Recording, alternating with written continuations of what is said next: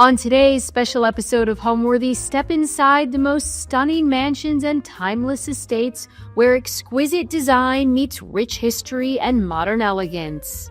First, we'll explore the remarkable Alfred Pillsbury mansion in Minneapolis. After many years spent in commercial use, the historic charm and exquisite craftsmanship of this Tudor Revival has been beautifully restored.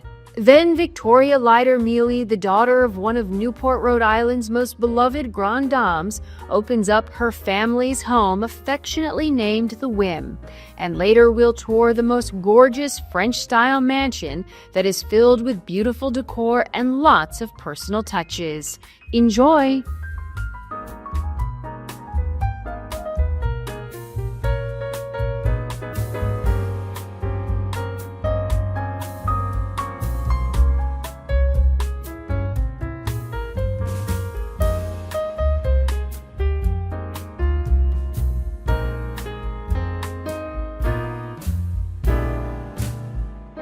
You're watching Homeworthy, where we believe every home has a story. Hey Homeworthy, I'm Matthew. And I'm Ryan, and welcome to our home in Minneapolis, Minnesota. Come into the castle.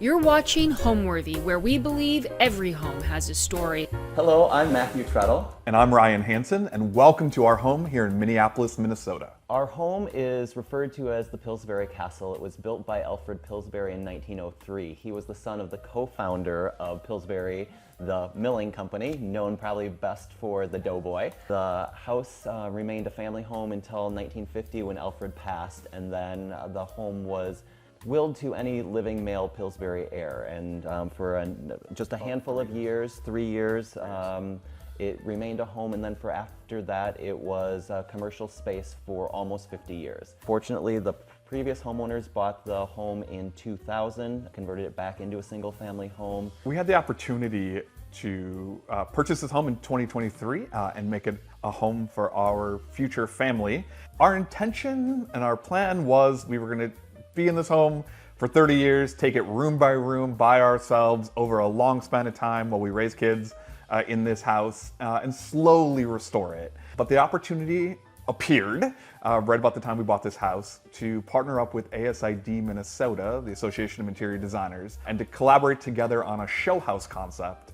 And so in a remarkable 12-month time span, we were able to tackle this 12,000 square foot house by partnering up with 30 designers, one taking each room in a crazy collaborative adventure that we just wrapped up here in July. Yeah, and now we have a fully furnished 12,000 square foot home that is ready for us to move into. Yeah. When we discovered the house, it's kind of a funny story. I had been eyeing this house for 8 years. It had been on Zillow and had been on the market and had gone unsold for a good part of a decade.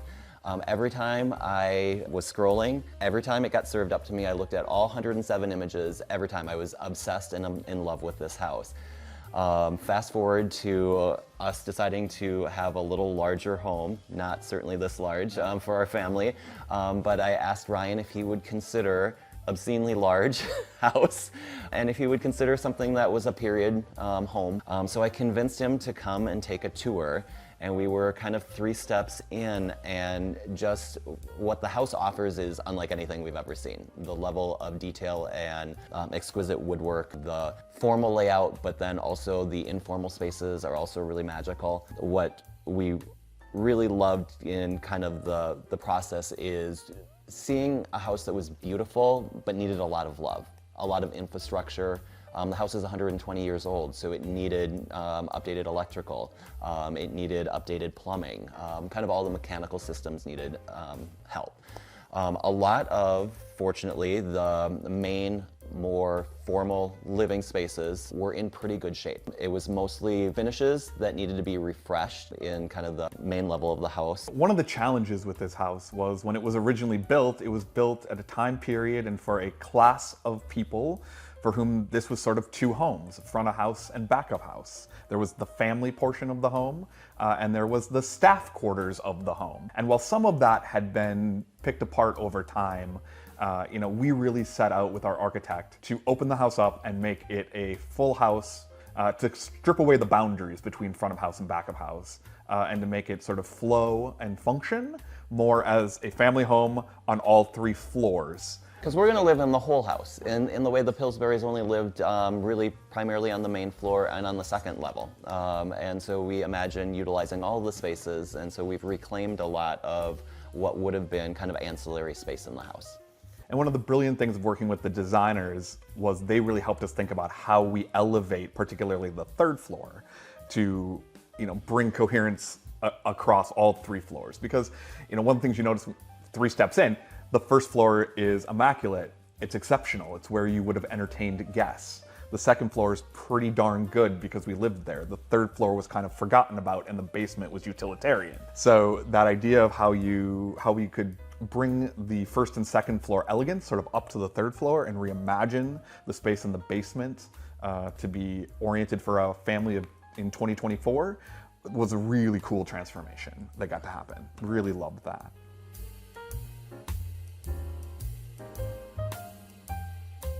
When you enter our home, we have this wonderfully warm white oak vestibule that has been restored and refinished.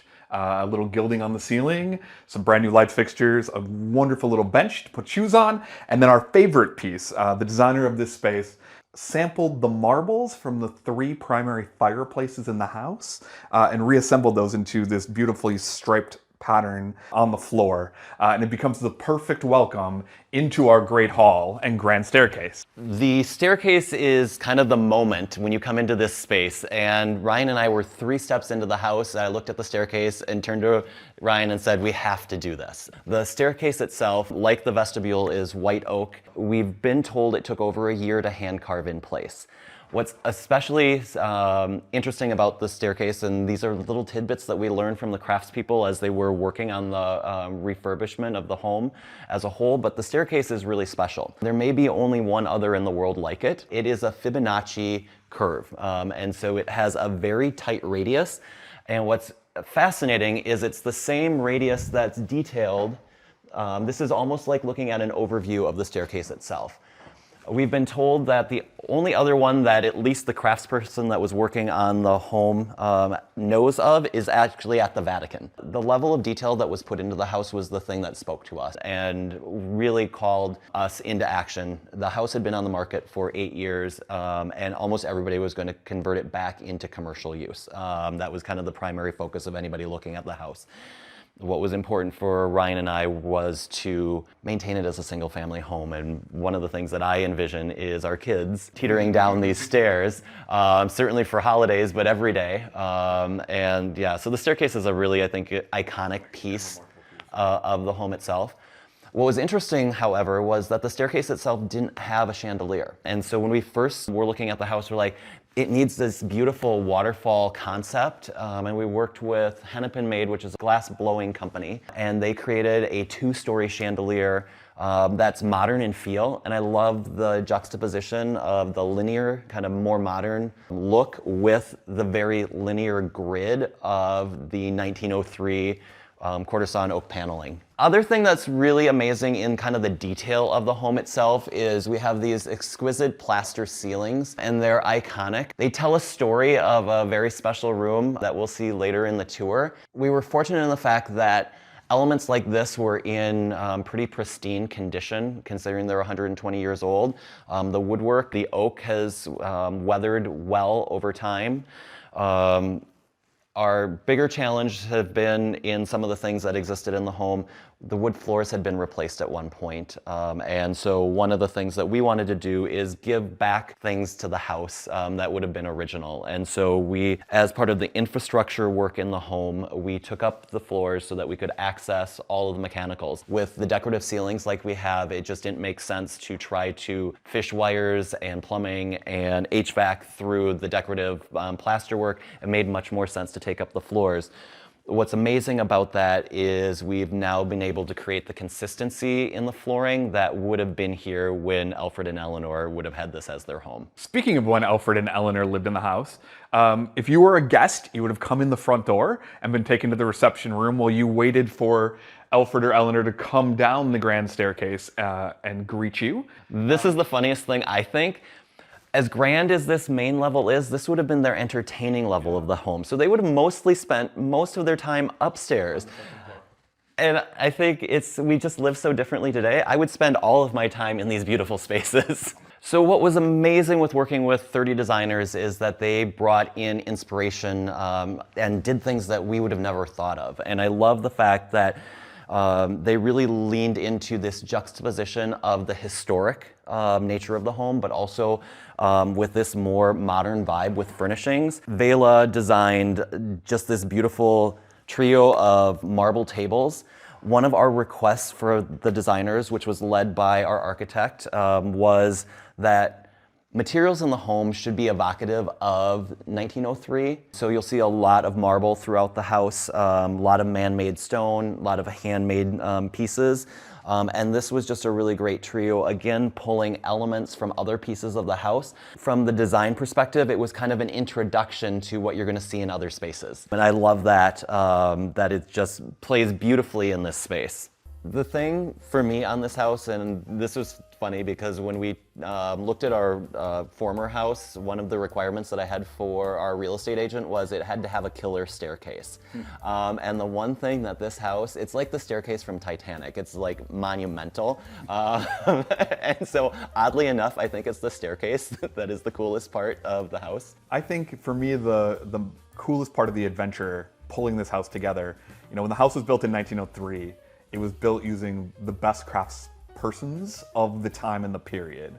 And they were doing work that isn't done today and can't be done today because those crafts have changed or become different.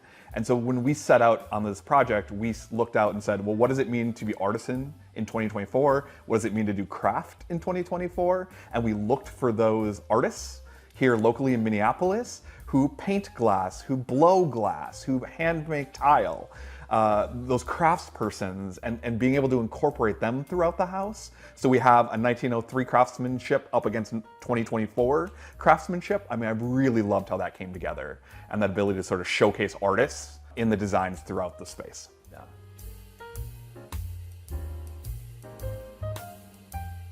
Welcome to the Peacock Lounge.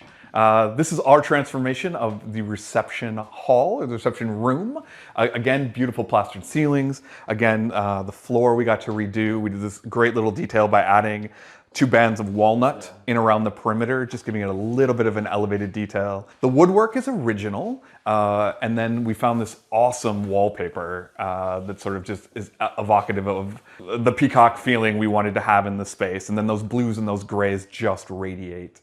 And it's a great little sitting room. What I love is Rob also pulled in draperies, which would have been very common. In 1903, they would have used this actually to control heat within spaces, so it was pretty common in all doorways, particularly larger spaces, to be able to close them off. But what's great is it becomes all of a sudden an intimate space if you want to do something that's a little bit more private and have kind of a little more of a lounge experience with your guests, which I love. The other thing that's really great in this space is the bar. We didn't want to interrupt any of the beautiful molding that wraps the room itself. And so the bar is actually floating in the space. And it has a beautiful reeded front, which is also a quarter sawn oak to match the wall paneling.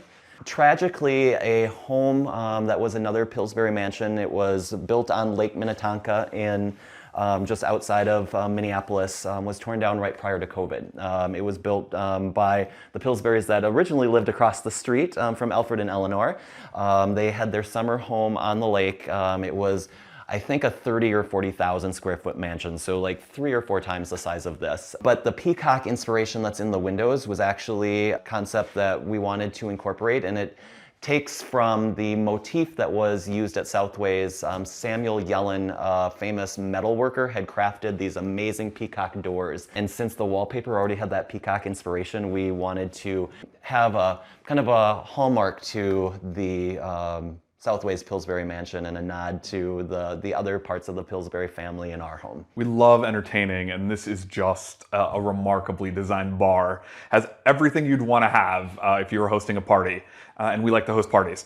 So beautiful reeded bar that was built with the marble on top. And when you come around behind, you can just see it's a fully floating bar, built-in fridge, built-in ice, built-in trash, built-in glass washer, built-in dishwasher, 2 of them, so you can keep going. We put everything we could think of into this bar design. And then added some nice floating shelves on both sides, a little bit of brass, a little bit of glass, and some hand-painted mirror. Again, just to reflect and sort of bounce the light around the space a little bit more. What I love about the space is it feels like a lounge, like in a boutique hotel. So it's just kind of this intimate gathering space. And we've already actually entertained guests here. So we've been really trying to enjoy utilizing this space as kind of the welcome to our home. Our style is definitely more dark and moody. I would say we lean towards things that are more masculine. In our house, I feel like we've done what I would call a European sensibility, where we've blended the past, but also understood that we also need to transform things to be more modern. A lot of the mansions that we looked at when we were looking at homes in general, a lot of them are dark. And that was one of the things that I think we really appreciated about this home. From what we've heard and what we've read about Alfred, he was very instrumental in the design of this home. Ernest Kennedy was our architect that had built the home, and he had built many of the Pillsbury mansions as well as the notable elite of Minneapolis at the turn of the century. His homes don't feel like this. This house feels very different, and I think it's because Alfred had his hand in the design of this home. One of the big things that makes a huge difference in the space is the use of windows. There's so many windows in this house, and so natural lighting is something that we were drawn to when we walked through the house for the first time, because it is, as much as there is a lot of woodwork in the house, it does feel open and airy, and has a really open floor plan for 1903. At that time, they would have been coming out of the Victorian area, where there would have been a lot of smaller rooms, interconnected, but we have larger, more grand spaces that all kind of open onto each other, kind of like how we live now. And I think that was one of our appreciations of the house and what really drew us to the space.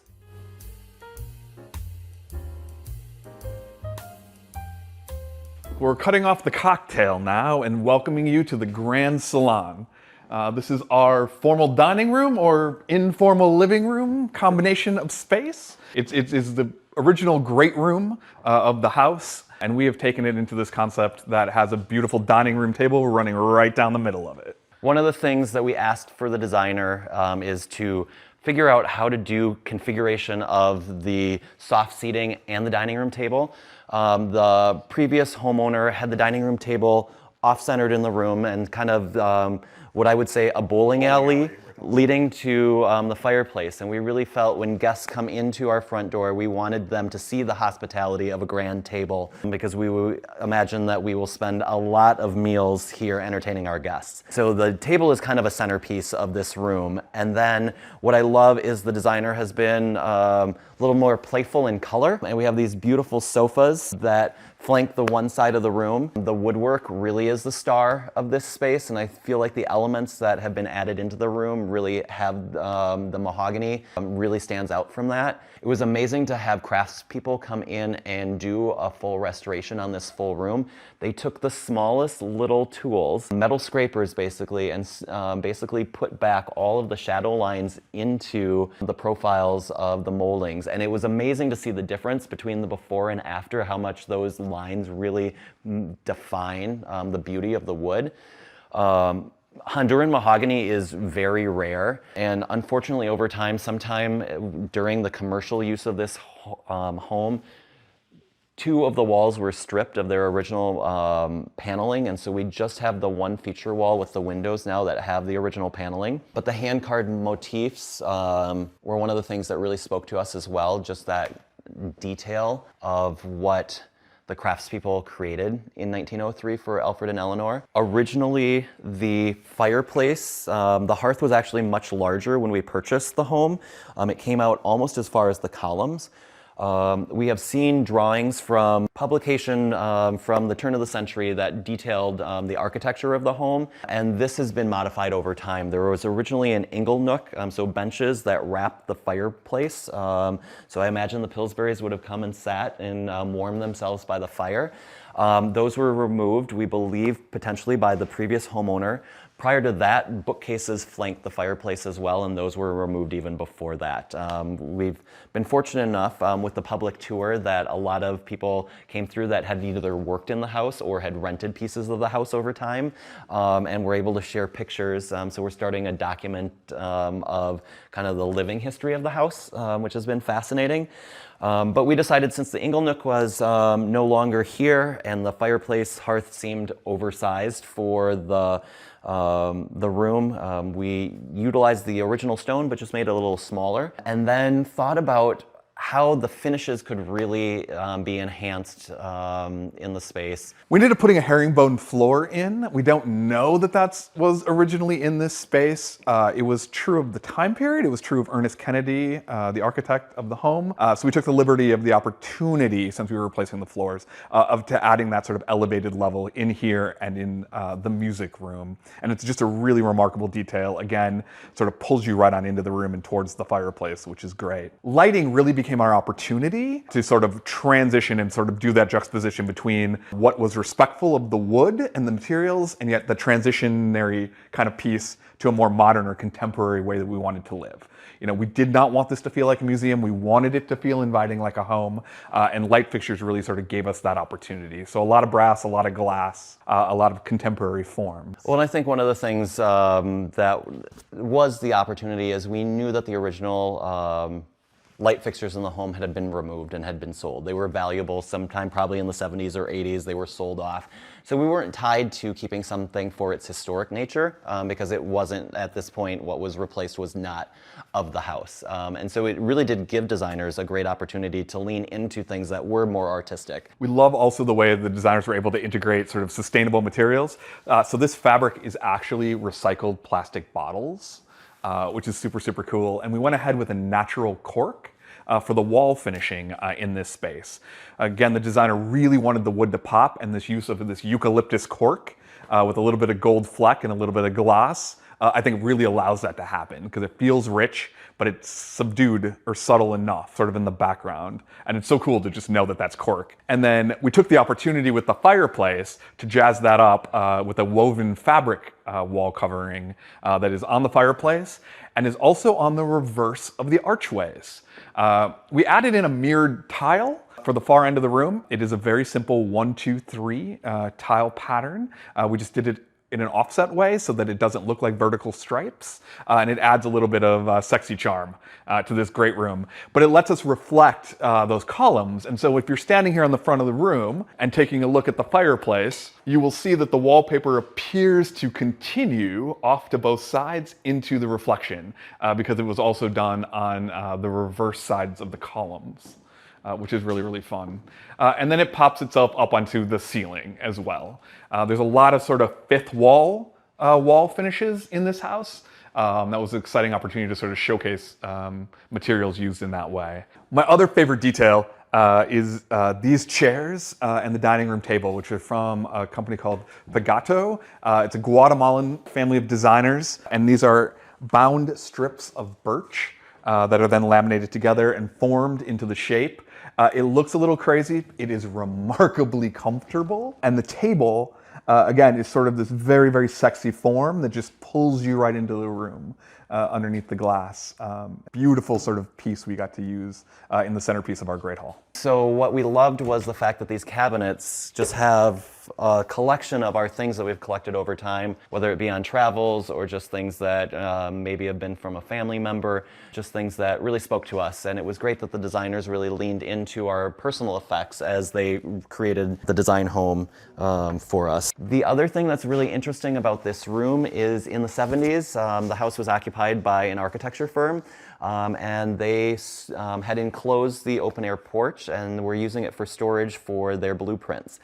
Turns out blueprints at the time were very flammable, and the house had a fire.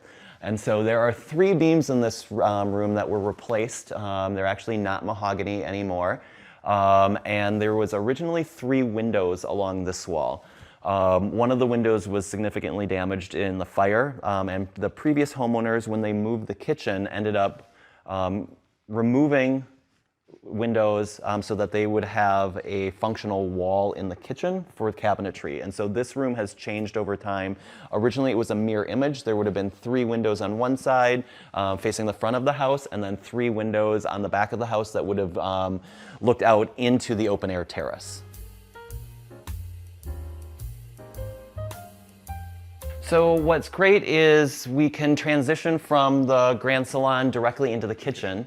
And this used to be the open air porch. The previous homeowners moved the kitchen, the original kitchen, from the back of the house and enclosed this porch so that the kitchen was more adjacent to the main living space, which is how we live now. Obviously in 1903, the Pillsburys wouldn't have spent time in their own kitchen. They would have had staff that would have prepared their meals. Well, now the kitchen is bathed in light, which is amazing. They filled basically the recesses in the stone with glass and created a room in something that would have just been an open air space before.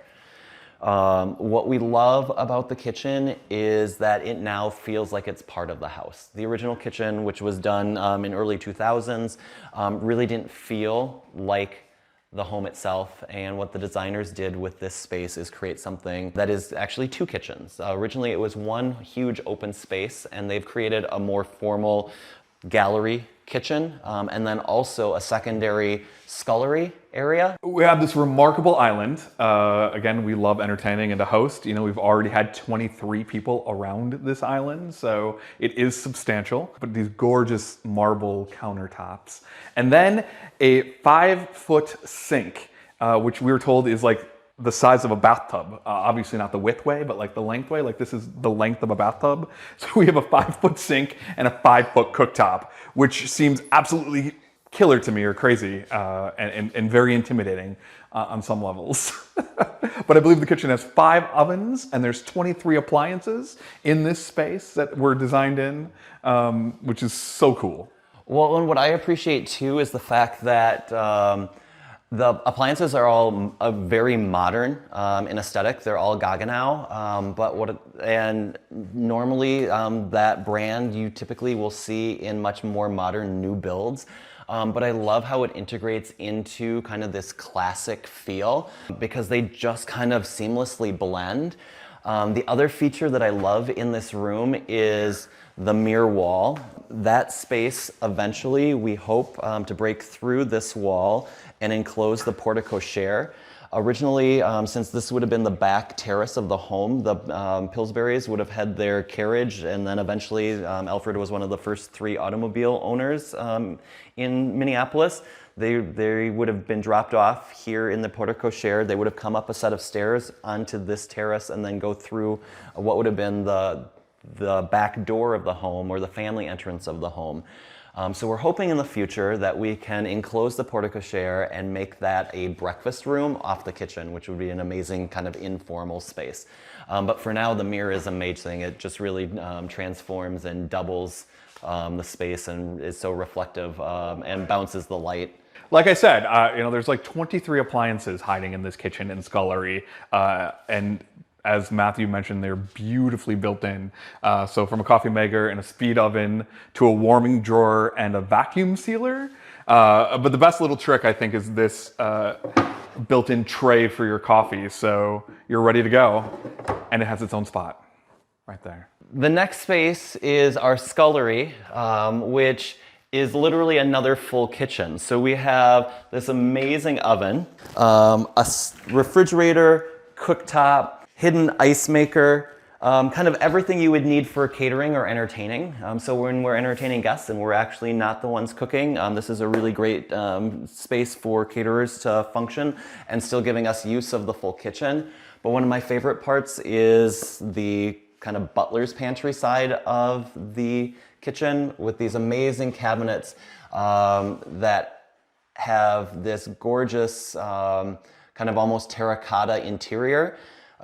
Great for storing kind of all of our party essentials and doing it in style. So we have a range of just kind of entertaining elements in here, like our collection of place card holders. Everybody needs those. But some of my favorite things are William and Morris pattern china, which is really fun. So we're really excited to entertain in the Grand Salon. But probably our most cherished piece that's housed in the cabinetry is a 1929 trophy that Alfred Pillsbury presented for the Woodhill Horse Show. Our designer that did the kitchen and scullery, Kate, actually found this in an antique store. And so this is one of our prized possessions, something that actually Alfred had presented in 1923. And the other piece that Kate found that no kitchen should be without: a Pillsbury Doughboy. You know, one more remarkable detail. Again, this was an all stone, limestone, open air porch originally. And so when they went to put in the cabinets, they had to scribe the detail. And it was crazy watching them do this and figure out how to get the woodwork to line up, how to get the ceiling to line up, and how to get the stone to line up. Let's head on to the music room. Follow us.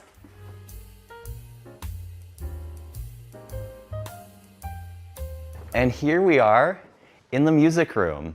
This was originally Alfred and Eleanor's formal dining room, but when the kitchen moved from the back of the home to its new location in the open air porch, this no longer made sense as the dining room since the kitchen was basically across the house. And so we have turned this into more of our formal living space, and we call it our music room because it features our baby grand piano. When we purchased the house, we loved the woodwork. Again, this is all mahogany in here. It was in really poor condition. The finish had basically alligatored. It was a shellac, and over time, with the exposure to the sunlight, with all the natural light that does come into this space, it had all crackled. What's amazing about shellac is the fact that they can spray it with denatured alcohol, and they sprayed it like 100 times, and it slowly smoothed out the finish, and then they were able to add additional shellac on top of it, and now it looks as if it's a finish of a fancy piano. We found an original photo of this space. It's one of sort of 6. Again, because the Pillsburys did not have children, there wasn't necessarily a good lineage of photographs. We're hoping, and over time, trying to find more pictures of what the house did look like. But we had one photo of this space when it was the dining room, and it did have a landscape mural on it. And so we worked with the designer to bring that back, but to bring it back in a more contemporary fashion. A lot of people think this is painted. It isn't. It's wall covering again, and as well, the ceilings were featured with wall papers, which was a lot of fun to watch the guy put up while he was walking around on stilts. But again, just the finish of the 5th wall sort of elevates the entire room to a little more grand level and a little more contemporarily grand level, which is a lot of fun. The other thing, we kind of made a strategic choice in the home. There were 5 fireplaces that existed in the home. The chimneys were really compromised, and so we have decided that it was more appropriate to put in a gas fireplace insert in the home. We couldn't imagine actually trying to burn wood in this house. I would be scared that we would burn the house down.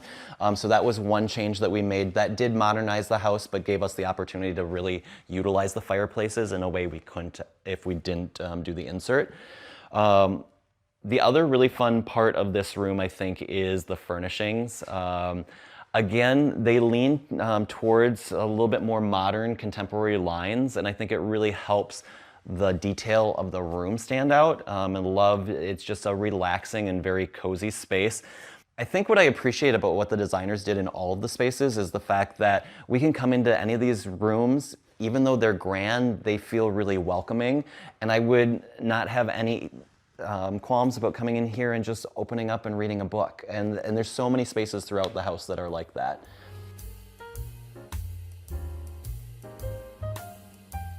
Now's our chance to go down a grand staircase, and it's a little crazy.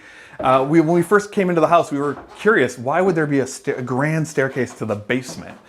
Well, when you have a 17th century Tudor library that you're trying to show off it makes a little bit of sense to have a grand stair. Alfred imported this room and reconstructed it in the basement of the house, building the rest of the house around it. And it is a remarkable piece of history that we get to live with every day. So this is all hand carved, 1600s, English. We don't know where in England it is from, but it is English. An English room, from what we have been told. The whole room had been imported: floors, walls, ceiling, fireplace. When we moved into the house, the floors had actually rotted away, so we were not able to reclaim them. We had to replace them with a new wood floor that would stay up in the basement, but the rest of the room was restored and brought back to life. These panels are all hand carved, and it's really cool. They change size actually as they go up. They get smaller, which is a trick of forced perspective to make the room feel even taller than it is. We have 11-foot ceilings in this room, and it's because that this room was sort of built in the basement. And up above us is a remarkable plaster ceiling. This is the original ceiling upon which the ceilings on the first floor are based and recreated from. But you can just see all of the detail, both in the plaster ceiling and in the hand-carved wood around the perimeter of the room. It is really a remarkable landmark, and it's so awesome that we were able to A, that it was in good enough condition, but B, that we were able to bring it back to life. About 20 panels had to be replaced, and some of the plaster needed to be repaired. But we're so excited to sort of have this room in the house. Even though we've got a set of original windows, we're below ground. This is actually built in the basement, and the rest of the house is built around it. And so you can see that, because the windows still work, as we open it up. Come right on through. But the limestone foundation of the house is right there, probably about 2.5 feet away from the outside. The designer we worked with for this space reconceptualized the room as a billiards room, so we got a great billiards table and very contemporary light fixtures, but the wood still sings, and that's the signature element of this place, or of this room. Alfred used this room to show off his art collection. And so we assume that maybe he would be entertaining guests, they'd be having dinner, they would come downstairs, and he would have some of his artwork on display. But having 900 pieces of art, he needed some place to keep them. So he had a vault. We built sort of a custom bar to insert into the walls and then set out this furniture. We imagine this being a place that you're going to come for an after dinner drink. We want the ability to sort of flip it out and host a dinner down here. It's just a really cool secret little room off the billiards room. When we moved in, not much remained of what probably was originally the structure. Just really these two pieces of marble and the flooring. So we were able to sort of refinish the flooring. We recreated the marble to keep that detail going on here, and then brought in new marble to sort of finish off the floor and sort of keep the space. The designer came in and added the barrel curved ceiling in, and then needed sort of a long linear light fixture, and so just fell in love with this faceted, almost necklace-like alignment of 3 different light strands for the ceiling. So we have a fully custom leather sofa and pillows, custom fabricated chair, custom marble little table, and this fun little cheetah ottoman to just, add a little bit of surprise and delight into the room. And then we did a detail on the carpet to sort of give it a non-traditional shape. And just, again, adds a little bit of sexy fun to this room. And it's just a sexy, fun room. It's remarkable, again, to be in a house and sort of have 11-foot ceilings in the basement. And again, a little bit of nice natural light that's coming on in. But we were able to sort of reclaim this unused space to be an extension of a lounge and a home theater. Favorite details by far, this is true leather wallpaper, and the zippers are real. They could work if they weren't glued down. But the walls and the ceiling are both leather panels. That gives the room a little bit of nice acoustical property, and also just a really great sort of finishing detail. And then the designer created this timbre wall that we're really proud of and excited by, that sort of sits over here and allows this to be a nice lounge space when you want it to be a lounge space, or when it's time for a movie, you just slide it open.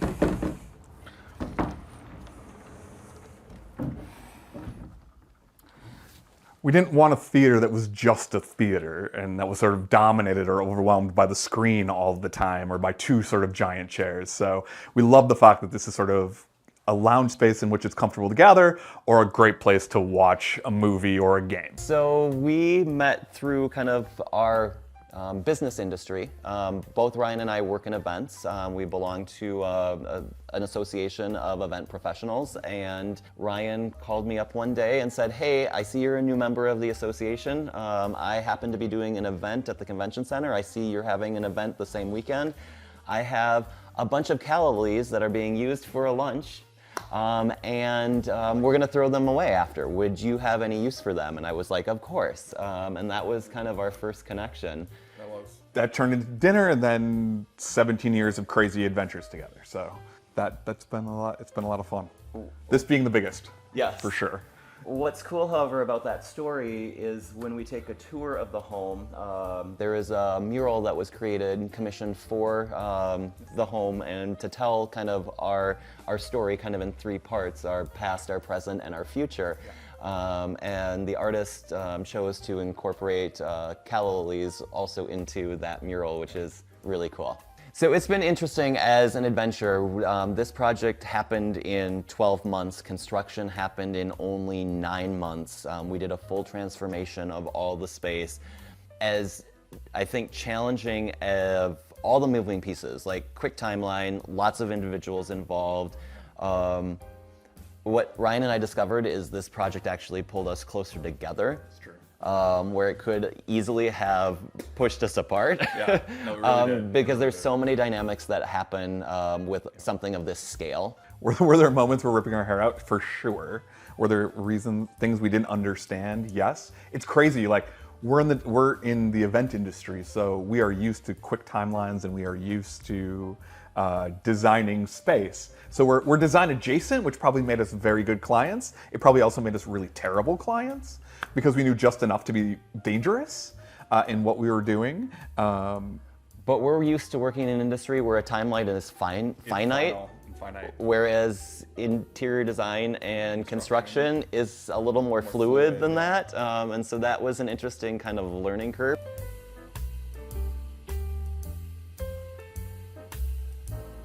So let me take you on to the second level where the Pillsburys would have spent all of their kind of daily living, but it's now our bedroom quarters. Come on up with me. So as we come up to the second floor landing, we have this amazing mural, and I referenced this earlier about the fact that we have kind of our history, both past, present, and future. And so the story of the calla lily is depicted here, which I love, and this is actually hand painted by a local set of artisans called By Shishi, and they did the entire concept for this mural, kind of a Matisse inspired, or one of the other inspirations that we had given to them was, I love how the juxtaposition of the Paris Opera House and the Chagall ceiling. This is kind of an interpretation of that without the bright colors that are in that. But there are depictions of children in our future, which is also really fun, a nod to we love theater and Disney, so there are some Disney-esque elements that lead into the kids' room as well. But again, you can see also that beautiful two-story chandelier really is the centerpiece of this beautiful space at the top of the stairs. So welcome into our primary suite. This would have originally been a set of rooms that Mrs. Pillsbury would have used as her sitting room. So this originally wasn't a bedroom, and we've converted it into our primary bedroom. What I love about the space is the fact that it's kind of two rooms in one. And what's really great about the new design of the space is the fact that Chris, the designer of this space, actually created two chandeliers that really orient the bed space and then kind of the soft seating living space of this room. We've added in these beautiful kind of coved recesses for those chandeliers. Originally, the room had one center chandelier, but with the fact that we really kind of wanted to create two spaces, this made a lot more sense.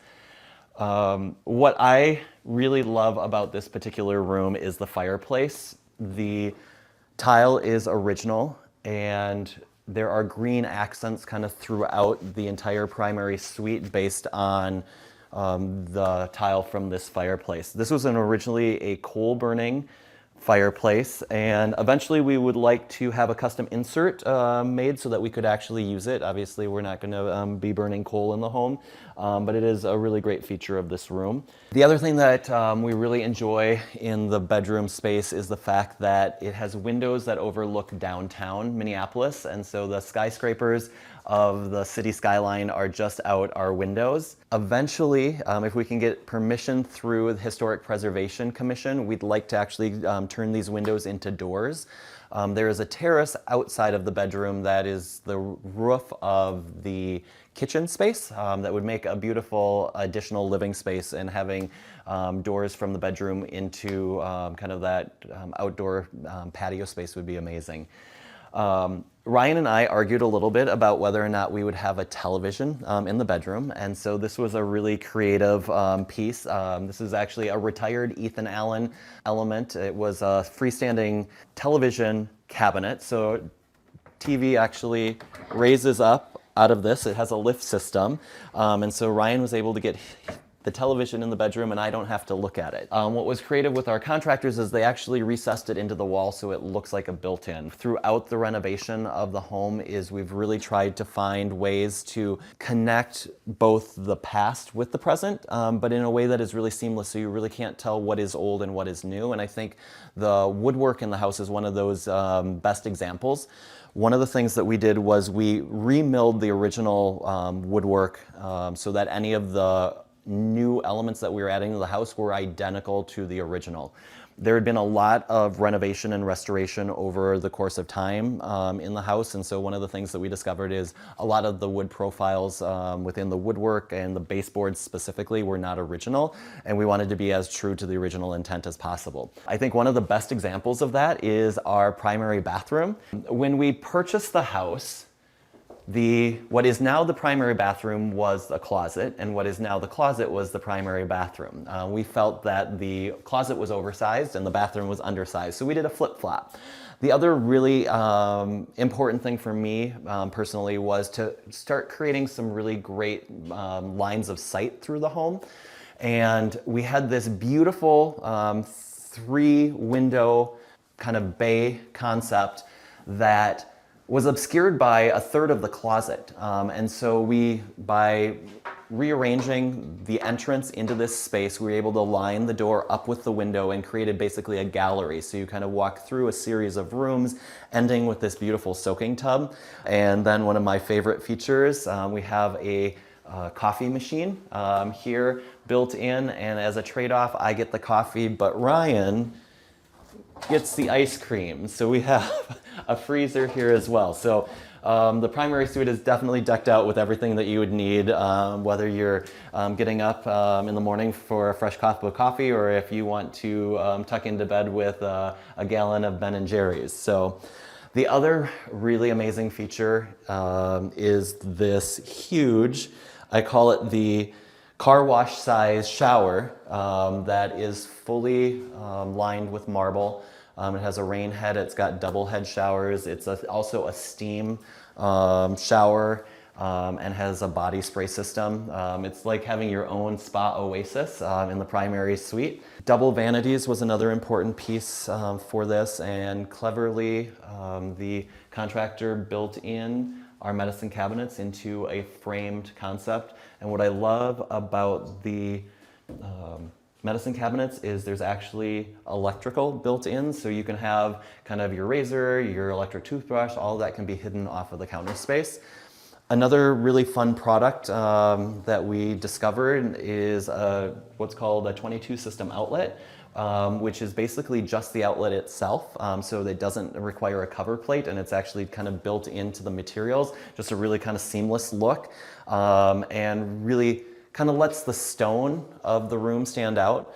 As I think we mentioned earlier, one of the requirements that we had for the designers were for them to use things that would have been of the period of 1903. So that's why you see the natural marble kind of throughout this space. And even though this is a brand new bathroom, it does feel like it's always been here. The other really special space in the suite is our killer closet.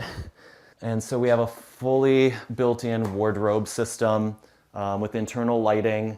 We love the fact that with the seated glass, you can still see into kind of our collection of clothing, but it has this really great look. Definitely a more masculine space. I think that's one of the things that we really ask designers to lean into is we do like these darker, richer colors. And one of the signature pieces in the closet is this steam closet. Which is a new thing, which we're super excited to give that a try as well. So just a really special space. One of the other details that was really fun working with craftsmen and craftspeople is our wallpaper installer had a recommendation for the designer to basically do a gift wrap concept on the ceiling in this room. So you can see that the wallpaper actually comes to a point in the center of the room, and then they've done a band of the wallpaper kind of crisscrossing from corner to corner, which is really fun.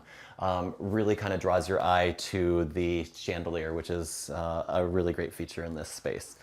You'll notice also, again, the repetition of the green. So this green comes from the tile, and it's just a green glass door on the upper parts of the cabinet. In the primary bathroom, the walls are actually painted a green. So there's just kind of a nod to that green throughout the spaces. So we're really fortunate in having really a luxurious suite. It almost feels like we're at a luxury hotel, and a space that we'll definitely want to retire to for the evenings. So next on our tour is the kids' bedroom, and we're really excited about that because it's part of our journey of our next part of our life. So let's take a look.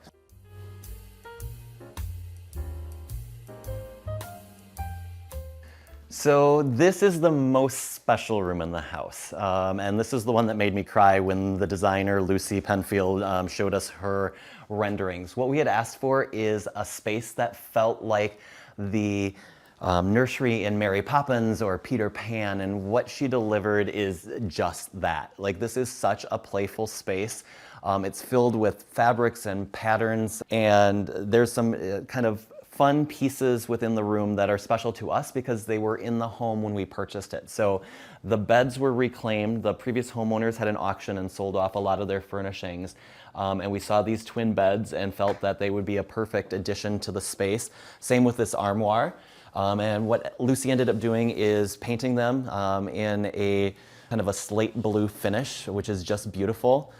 So kind of modernizing the feel of the classic pieces, but having something that was in the home was really fun. The other really great addition to this space is what we call story time. And it's basically a series of banquettes filling the bay window. We decided to give our future children kind of the best room in the house. This one has the best lighting. This would have been originally Alfred's sitting room, so it's a really important space. Knowing that we would have kids, but the room had a fireplace, one of our concerns was who did we need to protect more, the fireplace or the kids? And so Ryan works with Children's Theater Company, and their scenic department actually built us this stage that basically covers the fireplace until the kids are old enough to probably move to rooms upstairs when they would have separate rooms. But in the meantime, they have a theater stage, so their imagination can run wild. So one of my favorite pieces of the house, because again, it's that leading into the artistry of local artists and something that is personal to us. The suite also has a cute little powder room as well, and we can take you in there. Again, a lot of our requests were to create spaces that felt like they were original, and so this is a beautifully tiled room. We mimicked the original marble surrounds on the windows. This was indicative of actually all of the bathrooms in the house. And so we wanted to keep that at least in one of the spaces.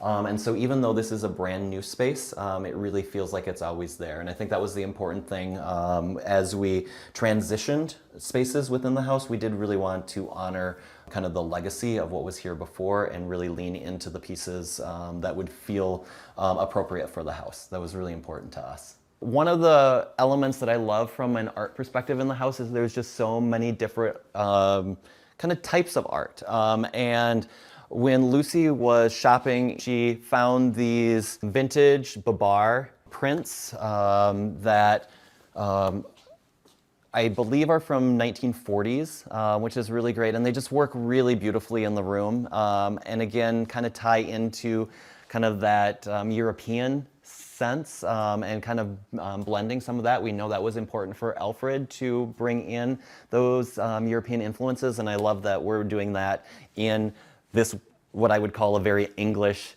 nanny style bedroom. Welcome to what is my office. Matt's not going to tell you this, but really I'm the big kid in the relationship. So this is sort of the place in which we get to monkey around and do our business while we're there. Thus the theme. Beautiful denim wallpaper that is hand stitched with snow monkeys hiding in the pattern. And that was finished off with sort of this great little monkey light fixture. We have the little monkeys crawling around and deconstructing the chandelier. Those two elements sort of really came together to give us a little bit of theme for this office, which I love because it's whimsical and fun, and yet it's still refined in a nice little way, which has really been pleasurable and fun to create. Ended up building in sort of these walnut cabinets and leveraging that orange color that comes out of the wallpaper. Again, that saturated color is great, and yet it's not as overwhelming as I think most people would think. Most people would think you're gonna do a big bold color, it's gonna sort of drive you bonkers, but in this room, it's nothing but color. The saturated anchors away blue that's in the doorknobs and the trim. Like I said, the orange, the blue and the brass and the walnut really come together, I think, in a great way. And then we have that little bit of gold gilding reflected in the ceiling. That is a wall covering. It actually has real gold foil in it. I just love how it sort of like pulls everything together in this room. I think collectively home means family.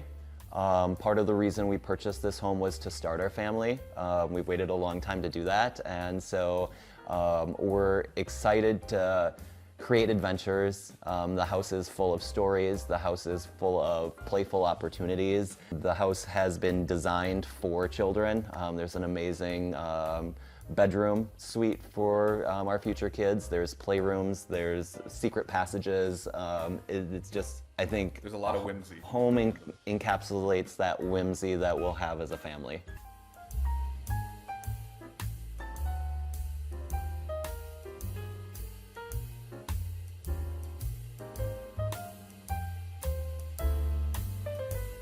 Thanks, Homeworthy, for coming and joining us today on our tour of our home. But I smell cookies in the oven, so we gotta go. See you next time.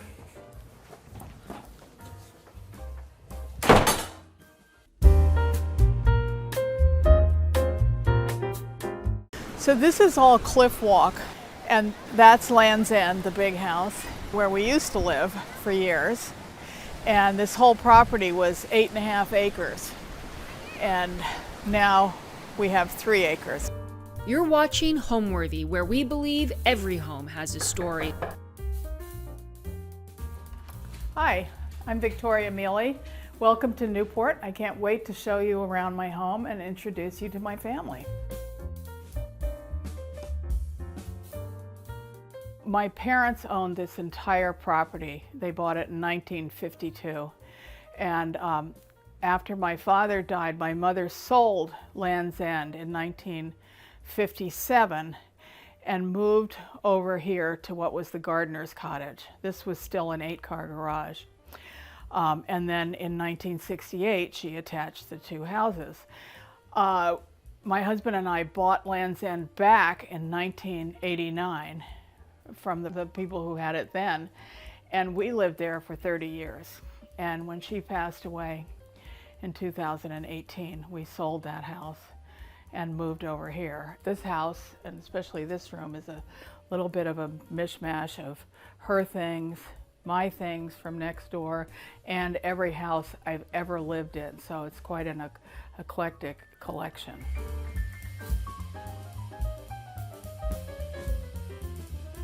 I'm Nick Mele. I'm her favorite son. I'm a professional photographer, and I've grown up coming here my entire life. And now I get to bring my wife and 2 kids here to enjoy Newport. And to make his mother crazy. I have a new book out called The Newport Summer. It is a coffee table book available everywhere, and it's kind of 20 years of me photographing here over the summers, people, parties, houses, details, lifestyle, everything. Dogs, like my beautiful dog Lola here. It's kind of Slim Aarons-esque, a summer in Newport, really June, July, August, September. My mother, Marion Oates Leiter Charles, was one of the grand dames of Newport. People called her Oatesy, and she made everyone feel like they were the only one in the room. She did. You know, which is one of her many talents. She was brought up to, mainly probably because she was from the South, she was brought up to entertain and amuse, and, you know, and be smart, and be able to talk on a great variety of subjects. She was great friends with Jack Kennedy, with Nancy Reagan. The list goes on and on. She sat next to Prince Charles at a dinner. Oh, she told him he was a hell of a prince at the end of the dinner. He absolutely loved her. She had incredible wit and would say anything to anyone, and people sort of just flocked to her. And she was very big on the social scene in Washington for many years, knew all the presidents and all the politicians, and led sort of a fascinating life. I mean, she once said to me, "You realize you grew up knowing people that other people only read about in books." And that was true. She was a very interesting person. I was scared of her for the majority of my childhood. She wasn't, you know, very child friendly. It wasn't until I hit college and in my 20s that I really got to appreciate her. And she also taught me that you can get really far with a good sense of humor and being charming. You know, it's kind of like that Oscar Wilde quote, it's ridiculous to divide people into good or bad. People are either charming or tedious. It's just always been my philosophy. I guess I'm an intellectual snob. I don't really care where you came from or what you do, as long as you're interesting. This was an 8-car garage where we're standing right now. And the other side of the house, which you'll see later, was the gardener's cottage. In '68, she connected the 2 houses, and she turned this part into the library, office, and this living room. The main furniture was hers, except for these 2 wonderful black lacquer pieces. I have a thing about stuffed birds, which I absolutely love, and I bought those peacocks at an auction here in Newport and ordered some plastic greenery from Amazon and stuck them in those stands and attached everything. So all these pictures on either side of the fireplace were our collection of interiors of places we've lived. The bottom one was my living room in Washington. The middle one, my living room next door at Land's End, and the top one was her library in Washington. Well, this is the 4-year-old loves this because he put the whole collection of crabs. Every time he sees them, he puts them all in the box, and he thinks that's great fun. But it's just, these have always been on this table. Wait, hold on. This is a perfect chance for me to plug my book. Because I took the interior pages right from this fabric. I took a photo, and so it's all matching. This has been here since 1968. and it's really held up remarkably well. It's one of the few things that isn't frayed and shredded. We bring shabby chic to a whole new level. This picture was by Howard Cushing, who was a very well-known painter who lived right across the way. This was my grandmother's piano from Alabama, and she was a composer and a harpist. Originally, there was a man in Newport who was one of her best friends called Thomas Hagerman, and he helped her design the whole thing. But she pretty much, he got the stuff. She always knew exactly what she wanted. I mean, all of this paneling, which came out of the Elms, which is one of the Preservation Society houses, it was stuck up in the attic and they hadn't been using it, and she bought it all and pretty much designed the rooms around it.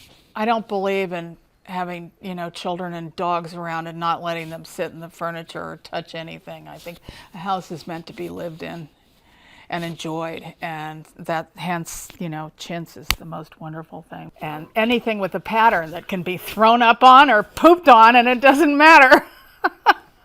The first summer, I rehung all of the paintings she had here, and I had, that's a colossal house next door.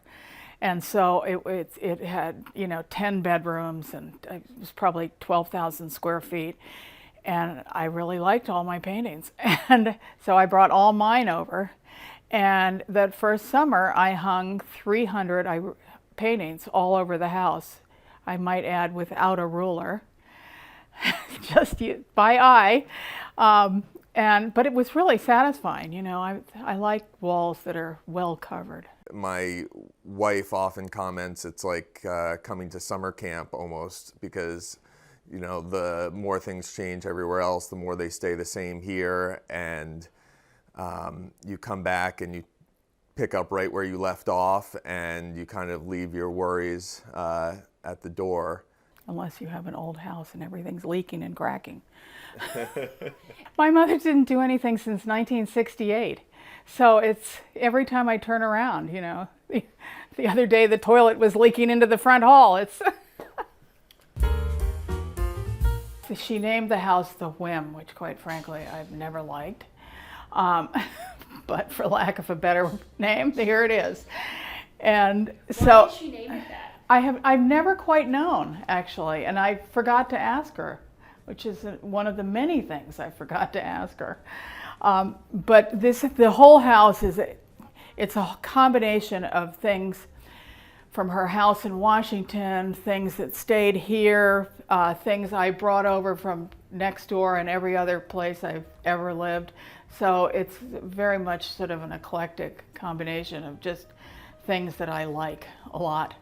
And I had a lot of paintings, and she had quite a lot of paintings, and I sold a lot of hers and hung a lot of mine. I kept these wonderful dolphin tables, which I really don't know anything about, but I've always loved them. The cane stand came from her house in Alabama and Montgomery, where she grew up. This painting was painted by the man who built our house in Georgetown, which was a wonderful big house on the corner of R in Wisconsin, right across from the Georgetown Public Library. So this is the library. This is one of a number of rooms that are crammed with books. That's sort of my weakness, and I finally went to Kindle because my house was reaching critical mass. This portrait was painted of me when I was 25 and pregnant with my middle son by a wonderful watercolor artist named Alan Blagden, who lives in Connecticut. And tell them about the cat box in the corner. Oh yeah, the lovely cat box is in the corner because I have a fabulous Himalayan cat who's hiding from the pit bull upstairs somewhere. And he decided when we first moved back here that he didn't want to use the nice kitty litter box in the bathroom upstairs, but he wanted to go in the corner. So now there's a kitty litter box in the library. I run a Instagram blog with my family called A Social Life, where I'm constantly taking pictures of my wife and my kids in kind of funny Slim Aarons-esque Wes Anderson-esque situations. So I definitely remember a photo like that in here. This is the one room that really hasn't changed since she had it, other than pictures, different pictures hung. But this is really exactly the way she decorated it in 1968. She had one of the best collections in America, probably, of anti-slavery artifacts and pictures, and it's really extraordinary. And I've been trying to figure out who to donate it to. It was during the Kennedy administration, and she went to a costume party with full leotard tights. One side was black, one side was white, and everybody's going, "What are you?" She said, "I'm integration." I've never heard that story. You haven't? No. Yeah. I mean, I love this. Oh, this the rooster up chicken, you here. should definitely get the rooster. This was the kind of whimsical touches that we both like to add. In the house in Washington, Albert Hadley did the house, but it never looked decorated because there were always thousands of books lying around and little objects, and nothing was perfect, but it was lovely. Well, that's the other thing. I photograph a lot of interiors, and there's a lot of interiors in my book. And to me, it's really important that things aren't overstyled, that they look lived in and they look natural. There's nothing I hate more than a room that looks like, a stylist came in and, put everything perfectly where it goes. Like we did this morning, before you got here. Well, I think there's curated, uncurated, right? So, just not. My goal was just to make it look not like a. We should have total mess. We should have taken before and after pictures.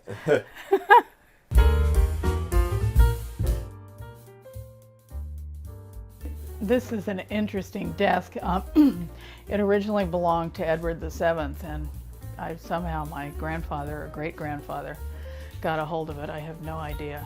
So this used to be my grandmother's kind of study / sitting room. Yeah, TV room, I mean, library. She basically lived in this room.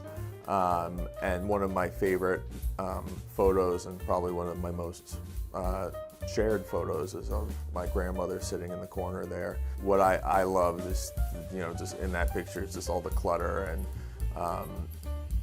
and how it kind of doesn't look, it's cluttered but doesn't look cluttered.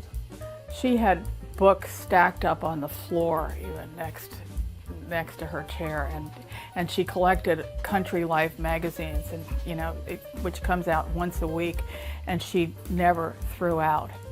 I told her she was going to end up like the Collier brothers, who were hoarders that died under a huge pile of newspapers, but they were everywhere. So this is positively zen compared to what it looked like.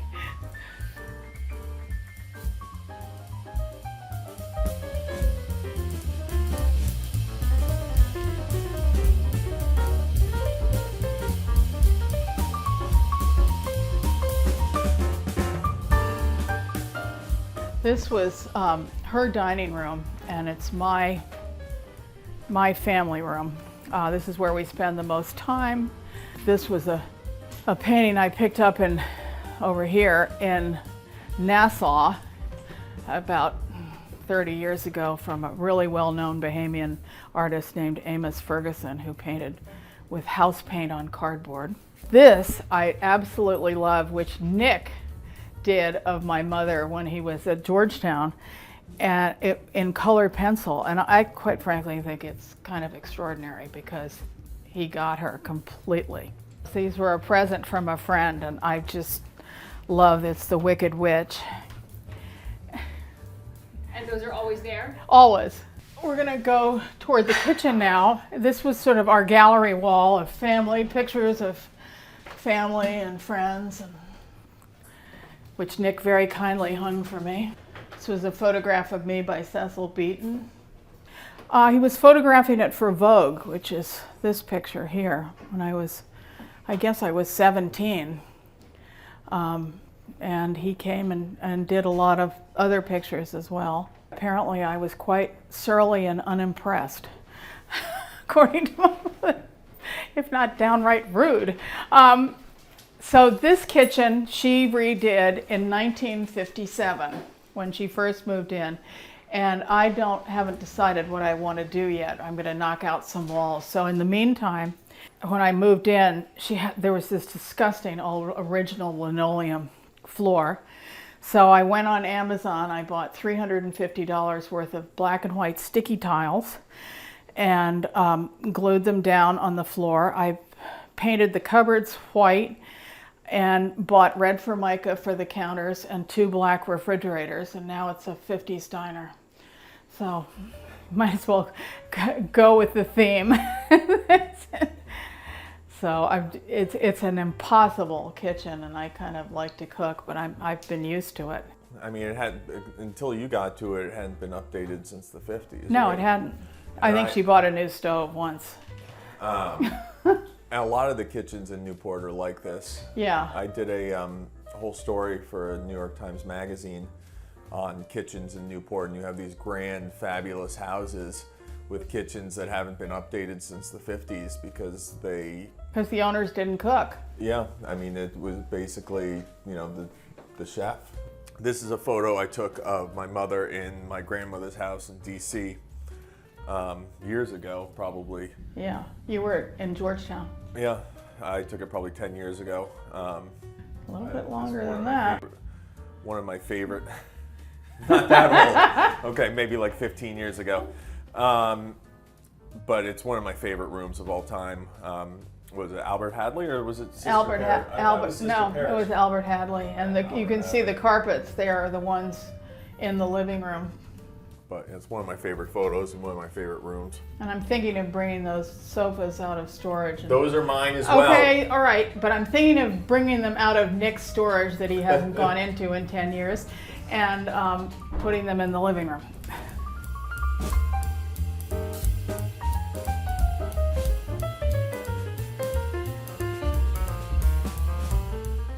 So these are very cool. These are all first edition James Bond novels by Ian Fleming, signed to my grandmother. This one isn't. But she was great friends with Ian Fleming, and yeah, like that. She was great friends with Ian Fleming, and he actually named a character Felix Leiter after my grandfather. And my grandmother says that she's the reason that James Bond is famous because she was great friends with JFK and great friends with Ian Fleming, and she introduced Ian Fleming to Jack Kennedy, and when he was still a senator, and a couple of years later when he was president, he was asked by a newspaper or a magazine what his favorite novel was, and he said James Bond, and that's kind of what started the fever for James Bond novels. This is my bedroom with my wife, who is sitting over here with our dog. I told her she had to be on camera so I didn't look like a weirdo who lived by myself with my mother. Even though you Some of that's true. Well, let's not eat all the wonderful usually, heirlooms. We've cleaned it up for you guys, but there's usually multiple children in here, Legos all over the floor. I love being in this house just because the room has, even though it's got these incredible things, incredible, wallpaper and fabrics, it feels still like homey. So when we're in here, I just feel like cozy and comfortable. It doesn't feel stuffy, and really. We're like a reality show, and I'm sorry. that's kind of part of what I love. I mean, every night I have a kid in my bed, everything. And this one's usually in the bed as well. This is your third child. This is my third child. This is my fourth child. We love just staying here. We love being with family. I love that my mother-in-law is right here. The kids climb into bed with her in the morning. So yeah, it's just home. We love these linens. This is Amalia, which is like a brand I just found. And it is like, they're incredibly soft. They have a lot of them have a modern touch. This one's goes really well in this house. And it's just, sharing this with the kids too. It's like multi-generational, right? Like they love this doll in the corner with the little notes and the money on it. And it's just, I think it's been here forever since Otzi was here. And kind of someone's like thank you note is here, someone put $1, at some point somebody put fake nails on it. I mean, it's just one of those things that like kind of has grown over time, and has sort of become a fixture. Poems that Nick have written that I highly recommend you do not zoom in on because it's really, really bad. But it's just fun because then the kids get to see all of this stuff and see all the memories. I think people are so quick to get rid of everything old, and then sort of the history is gone. And I think I love history and familial history, but also, you know, kind of the world. And I think houses like this just kind of aren't around anymore. Everybody wants everything perfect, no stains. And, you know, this house is lived in. So once again, the perfect opportunity to plug my book. Like you put one in every room, I'm assuming? This is it without its jacket on, and as you can see, it matches the couch and the bed, and as you'll see, the bathroom. And it, yeah, when I was looking for jackets, I thought this was a really cool, kind of fun print. So I love a good bathroom. My favorite rooms to photograph are actually bathrooms and kitchens. He does, loves a good bathtub. And I do love a good bathtub. But I just think this wallpaper is amazing. And the fact that it's lasted this long, I think this has been here since my grandmother. I usually, when the kids are screaming, I lock myself in, turn the shower on with a popsicle, and I'm like, I'm taking a shower. And I just eat a popsicle for 20 minutes alone, you know, because that's what moms have to do to survive. Yeah, we don't give her a lot of alone time. No, so. This is for sure. So this was my mom's artist studio, painting studio. Originally it was a bedroom, but when you moved in, you turned it into your studio. And now during the summers, I take it over as my office where I edit photos and do whatnot. But this is one of my favorite rooms. Love this room. I love the curtains. I feel like that it's a lot of colors that I wouldn't think go together, but end up working really well. Essentially, you bring it all in and cross your fingers that it actually works, even if it doesn't. Furniture has to be comfortable. You have to be able to lie down and read a book, or sink into a big chair and read a book.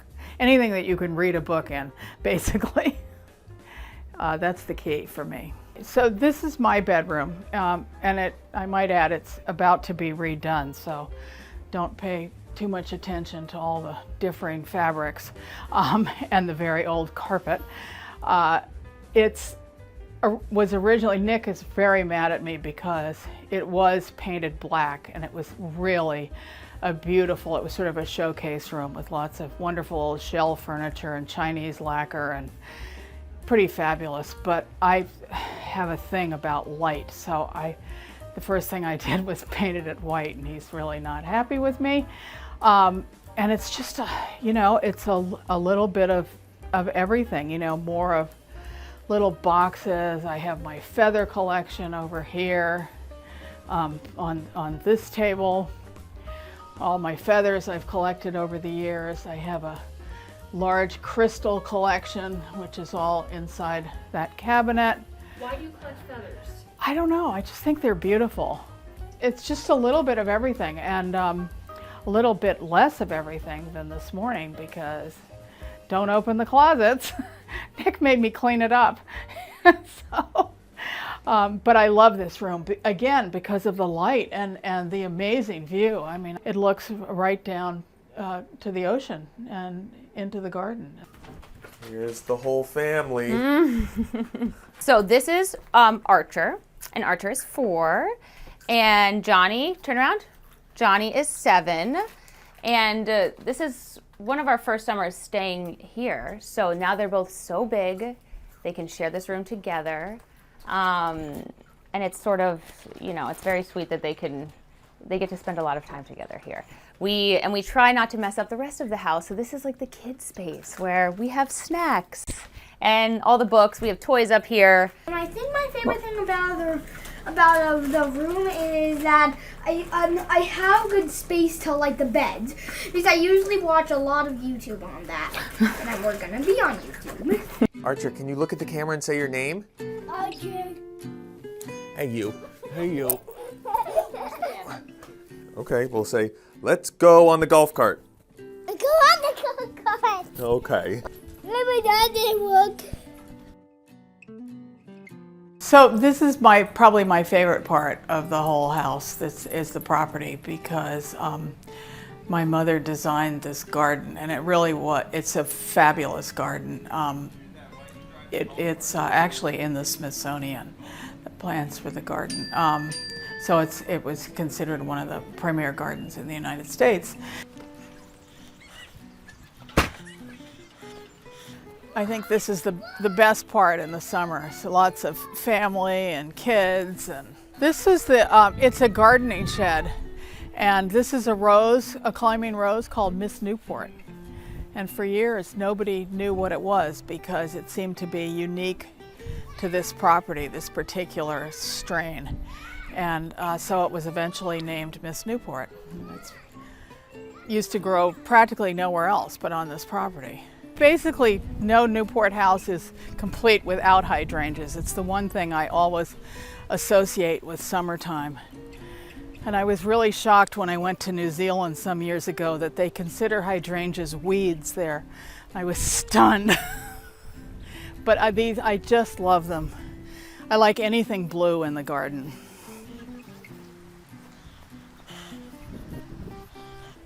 A lot of the plants are new this year in this garden, so they all look a little unformed because it got a little out of hand last summer and I had to pull a lot of things out, but it's really going to be spectacular when they all grow in. This is the gate between the two houses, which I left there because we can still walk back and forth to see our neighbors.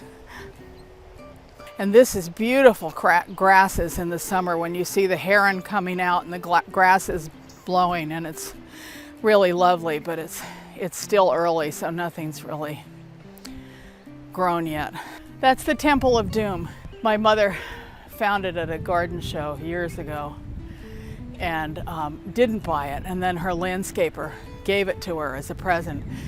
And it used to have a top. Anyway, the installation, everything turned into the singular most expensive folly on the face of the planet. So we named it the Temple of Doom. In the bushes over here, and we'll walk closer so you get a better shot, is a head of Angela Davis that my mother absolutely loved and had shipped back from Poland in the early 70s. And it's got, peace and love and everything all carved into her head. But I love this piece. This is probably my favorite thing on the property. And I need to move it again. It used to sit further out in the lawn. Well, I think for me, Newport is a very cool place, and unlike a lot of other summer communities, because it's very family oriented. The same families have been in the same houses for generations, and the same people that my grandmother was friends with, my mother was friends with their kids, and I'm friends with their kids, and our kids are growing up together. So in a lot of ways, no matter where I move to or live, coming back for the summers really is like coming back home. Yeah, I've always thought of Newport as home too, even though I grew up in Washington and have lived lots of other places. For me, it's just total relaxation, and I just stay at home a lot, frankly, and enjoy my garden and my house. And I don't go to a lot of the big parties, and I fly under the radar. I get a real sense of peace, and happy times, and, family, children, picnics, the typical idyllic summer. I'm grateful every day for this view. Hello, I'm Betty. Welcome to my Newport home. I can't wait to show you around.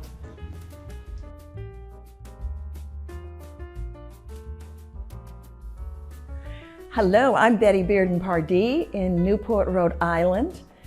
Very fortunate to live here. When we moved here about 30 years ago and decided to build a house a few years after that, I realized that there was no reference book on the private homes of Newport. So I produced Private Newport and Living Newport coffee table books that capture about 35 of the private homes of Newport. And of course from there, social media, blogs, et cetera, et cetera. And here we are today, and I'm so happy to be visiting with you. We did something that we had said we would never, ever, ever do, build a house.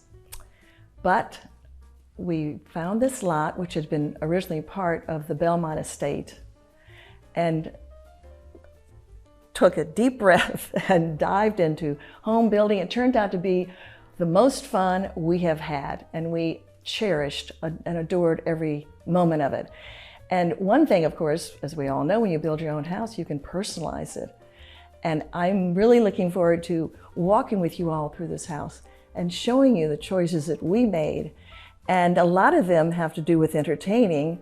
Having been an editor at Bon Appetit, producing entertaining with style, I've had lots of ideas and opportunities and photo shoots and meeting people to get some great ideas.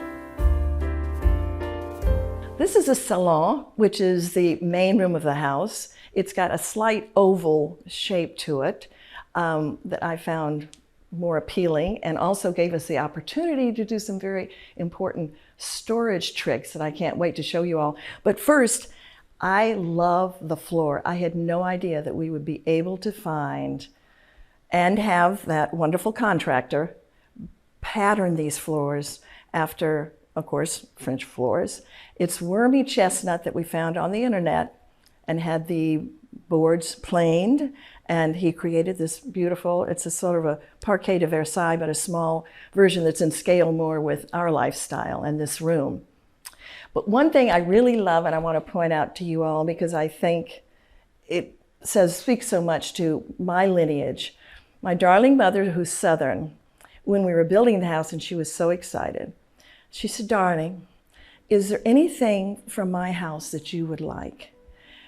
And I paused because she has a very beautiful home in Atlanta.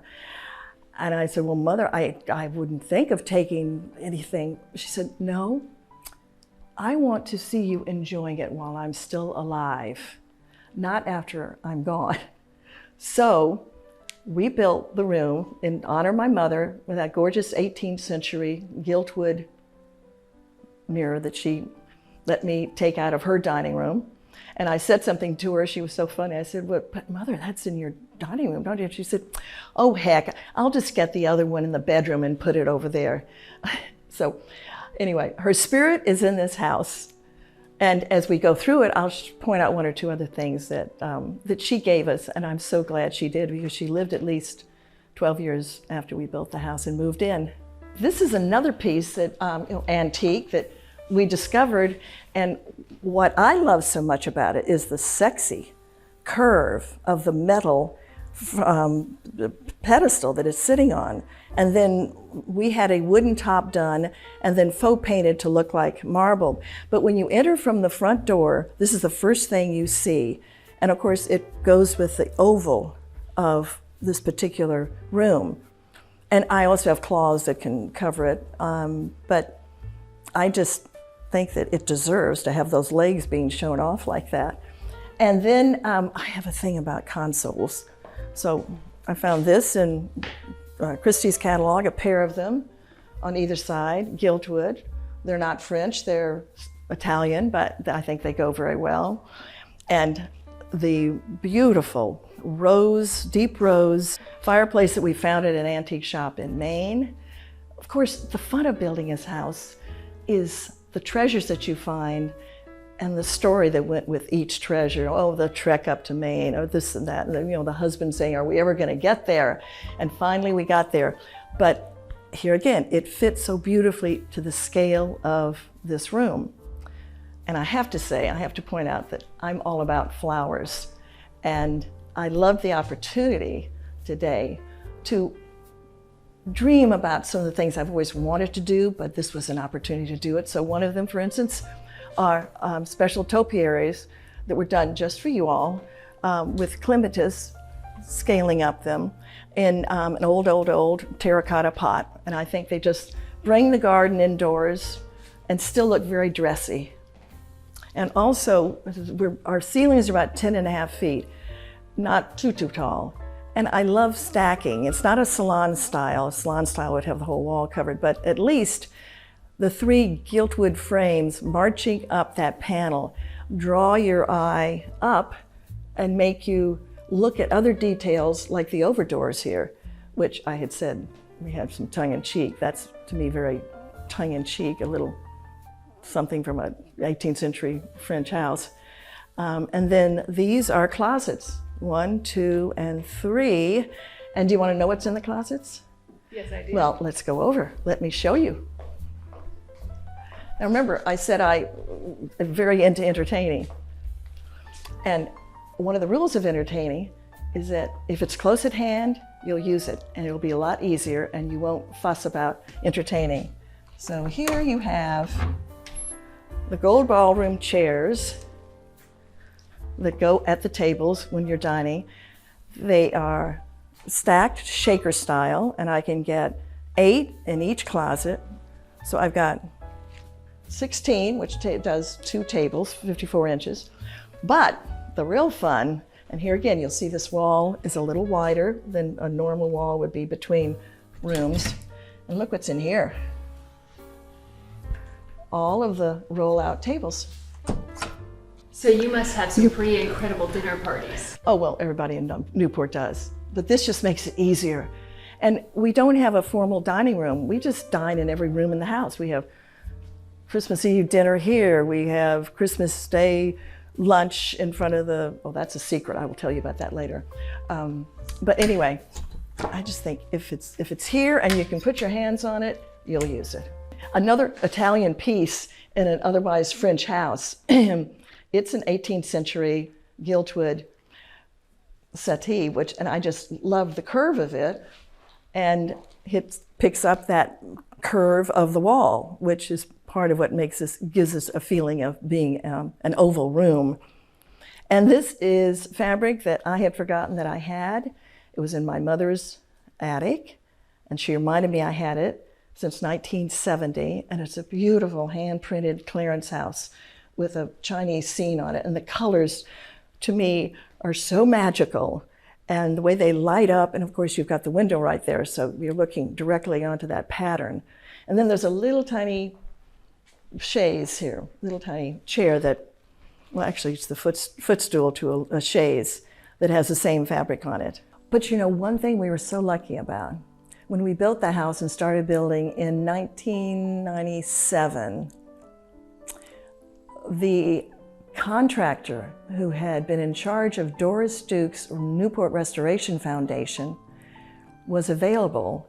And here was a man who was only used to working on 18th century houses, and we very much wanted this to feel like an 18th century house on the interior. He understood exactly what we wanted, and he rose to the challenge, and he's still one of our best friends. Well, it's very French. A number of the touches are very tongue-in-cheek, not to be taken too seriously. It's on a scale that is, well, certainly for our lifestyle, not, 20-foot ceilings as so many of the mansions in Newport. But everything from the beautiful wormy chestnut floor to the Honduran mahogany in the library, these were all the touches that just brought us such pleasure each day. All of the room openings are very large. So you flow. I'll never forget my mother. I grew up in Beverly Hills, California, and we had a Mediterranean house. And she said, this house does not flow. And I've always taken that as a measure, so I knew when we built this home that we would be sure that you could easily move from one room into the next. And yet the rooms aren't so large or the openings so big that you feel put off by it.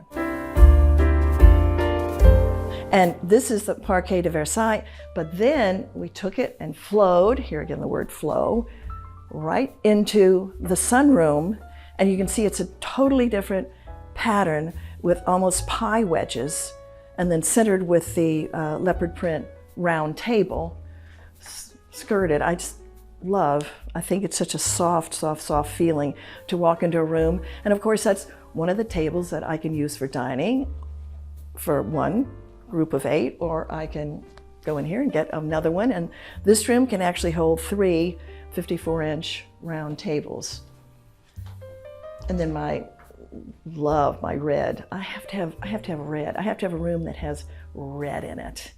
And I have these, here again, Italian, in my French house, Italian painted chairs, 4 of them. But one thing in this room I'm looking at, and we just put this out, we just got the sofa in. Our apartment in New York in the 70s, no, not in the 70s, I'm sorry, in the 80s, had Fortuny pillows, and I have saved them, and I built this settee around this and the red chairs I had. So I always have a spot in one room of any house or apartment I've had that has red in it. And I'm so excited about the way this works. I sort of call it my Deanna Vreeland room because she loved leopard and she loved red. Talk about serendipity.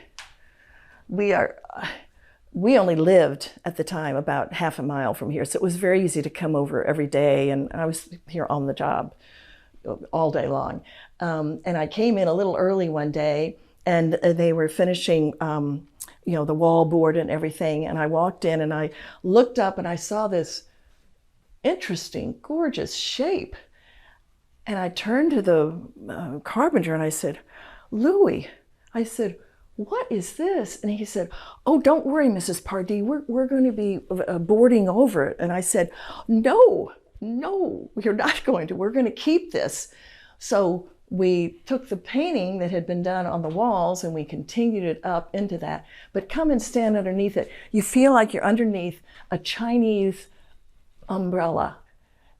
And very importantly, I'm standing right here, and this is where the Christmas tree goes. And it can be 11 feet. They're hard to find, but anyway. So at Christmas time, this is a Christmas tree. And if I hadn't gotten over there early that morning, that would have been gone. If you had to ask me my favorite room in this house, I would say it's this room because of the paintwork. And at the time we were building, there was a wonderful book out called The Swedish Room. And this is where I was inspired to have the painters do this hand-painted work on all of the walls, as you can see. And one thing right here, they also touched it with a little bit of gold. So at night, when the candles are on, this glimmers a little tiny bit. But I love color. And here again, back to the red. I love, this is my favorite vignette. Come here, and just have to get this right here. The 2 chairs centered on the panel and with that sconce above. Well, of course, that's Augustus Caesar, dressed to go out in Newport. I always have to have a little bit of wit in each room, something that draws a question, like your question. And actually, the rest of the fascinator came out or dropped off after I was getting out of the car to go to a party. So I haven't glued it back on, but I think it suits him very well. And at Christmas time, we put ropes of Christmas balls around him, and then we can drape him with fabric, and we have a lot of fun with Caesar.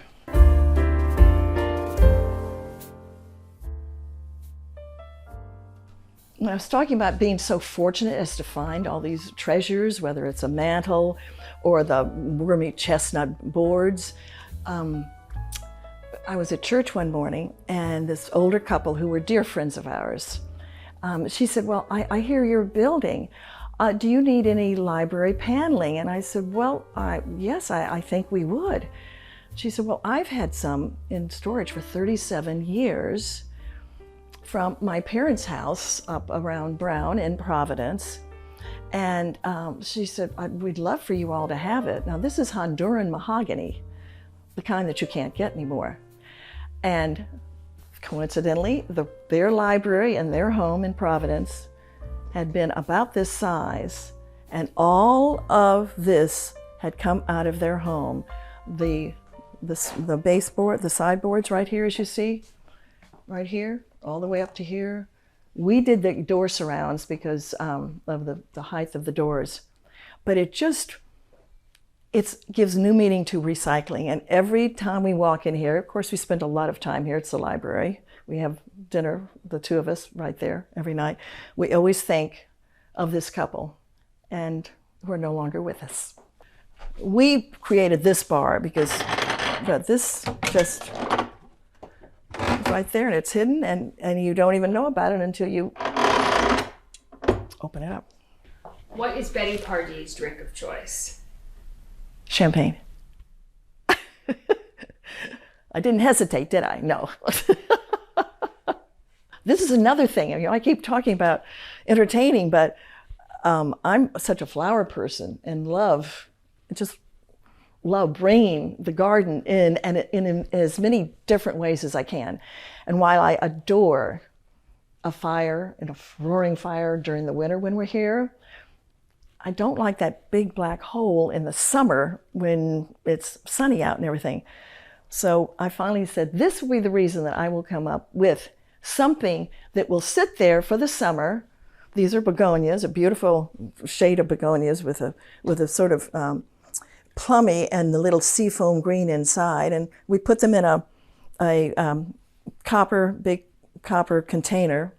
And I picked up the clematis, which is the same color, and the blues of the delphinium that pick up this color down here. So you've got this correspondence between something that had never been here before and something that I've been doing on a regular basis when they come into bloom.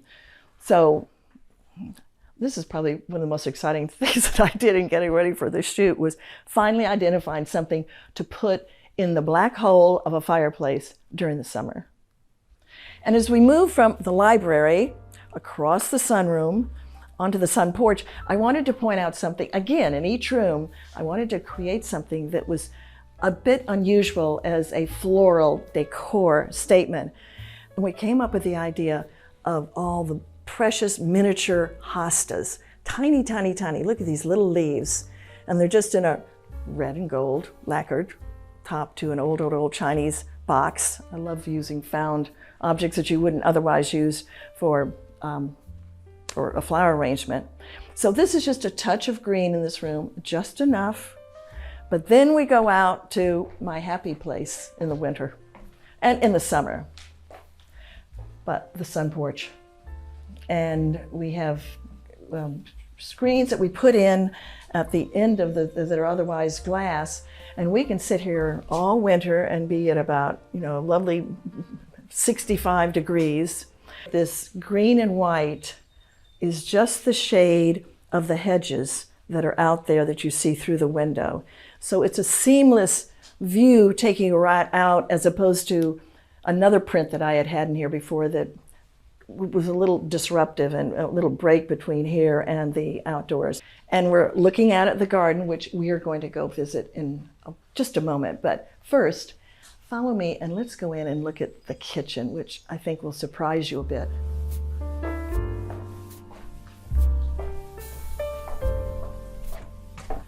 Well, here we are, the last room we're going to see on the first floor, the kitchen. And as I said, you were in for a little bit of a surprise. It doesn't look like your typical white kitchen of today. This was done 23 years ago. And I don't even know what was popular back then, because I always knew that in this French house, I wanted to have a very country French looking kitchen. And again, back to my wonderful mother, it is her French armoire around which I built this entire kitchen. And talk about serendipity. I have never seen this color limestone, but we were fortunate enough when I went up to the marble house, and lo and behold, here was this color, which I had never seen before. It's the same color as the fruit wood of the French armoire and of the cabinet doors. And it's just the warmest. Everyone walks in this kitchen and just wants to stay. Well, everyone wants to stay in the kitchen. But anyway, it works. It works so well. And I didn't want any cabinets. I just wanted, and let me show you, the armoire holds so much. I mean, you can get an entire kitchen's worth of plates and glasses, et cetera, in here. And then of course next door we have a china closet for the fancy. But this to me is so much easier. Open two doors and you've got everything right there. Well, this is just, I've always loved banquettes and being nestled in someplace. You know, when I go to a restaurant, if there's ever a choice, I'll take the banquette. And this just worked right here, got the window, and the table fits right in here with the pillows so that you feel like you're really comfy, and then the draperies that are just hanging down to soften the walls. And it's set for our lunch. I'm gonna show you the china closet, one of my favorite closets in the house. Lots of champagne flutes. Wedding china, which is heron.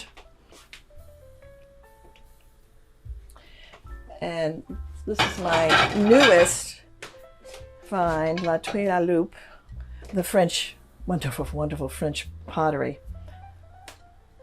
But I have to say, one always stands out for me because it's so unusual as a plate. It's an old Tiffany set that, here again, I found it in an antique shop in Newport. This beautiful chinoiserie scene in that yummy shade of Chinese red, back to red. I couldn't be in the entry hall and not give you all something special. And my gardener was able to find these 2 pots of very tall, gorgeous apricot lilies that just fit right here at this spot with the chaise behind us and the gilded mirror. And from here, we're going to go up the stairs. And this is where I'm going to have the opportunity to tell you that the architect built our home, designed it around this beautiful wrought iron staircase that he had found in a townhouse in Manhattan. I didn't even know he had it. He had a barn full of all these wonderful pieces. And as you can see when you go up, it goes up 3 stories. And of course the polished brass handrail. But every time I walk up and down this, I feel so romantic, just knowing that story and where it came from. And then of course, curving the steps to give you that sense of, you know, coming down and meeting the tumbled limestone floor, which is sort of a casual version of the more modern or the more classical white marble with black. So this is, again, the honeyed colors, the buttercreams, with a light gray for the little diamonds. Come on, we're going upstairs. When we were building the house, I knew that there was one thing that I was going to be determined that I would do right, and that is the second floor landing was not just going to be a lost space, but a space that welcomed you up. The 2 guest rooms are off of this landing, so it also gives people an opportunity to both use their room and then to come out here. I wanted to cozy it up by having the right angle bookcases that have every kind of book in it from every topic you can think of.